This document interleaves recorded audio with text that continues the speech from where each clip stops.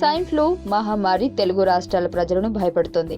దగ్గు, జలుబు, జ్వరం, గొంతు నొప్పి, ముక్కు నుంచి నీరు కారడం, చిన్నపిల్లల్లో వాంతులు, విరేచనాలు స్వైన్ ఫ్లూ లక్షణాలని వైద్యులు చెబుతున్నారు. ఈ వ్యాధి సోకకుండా తగిన జాగ్రత్తలు తీసుకోవాలని వారు సూచిస్తున్నారు.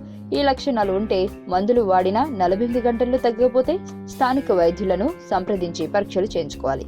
పిల్లలకు జ్వరం తగ్గి వెంటనే బడికి పంపకుండా 1-2 రోజులు ఇంట్లోనే ఉంచడం మంచిది. స్వైన్ ఫ్లూ రాకుండా ఉండాలంటే ఈ జాగ్రత్తలు తీసుకోవాల్సిందే. రోజుకు 10 గ్లాసులు నీరు సేవించండి. దీని మూలంగా శరీరం నుండి టాక్సిన్ బయటకు పోతాయి. దీని మూలంగా ఎలాంటి ఇన్ఫెక్షన్లు ఉండవని ఆరోగ్య నిపుణులు సూచిస్తున్నారు. ఎక్కువసార్లు చేతిని శుభ్రం చేసుకోండి. తగ్గినప్పుడు, తుమ్మినప్పుడు చేతి రుమాలు ఖచ్చితంగా అడ్డం పెట్టుకోవాలి. మాస్కులు వాడటం మంచిది. అలాగే రోజుకు కనీసం 8 గంటలు నిద్రపోవాలి. దీనితో శరీరంలో వ్యాధి నిరోధక శక్తి పెరుగుతుంది. ఆహారంలో విటమిన్లు ఎక్కువగా ఉండే కాయగూరలు, పండ్లు తీసుకోవాలని ఆరోగ్య నిపుణులు అంటున్నారు.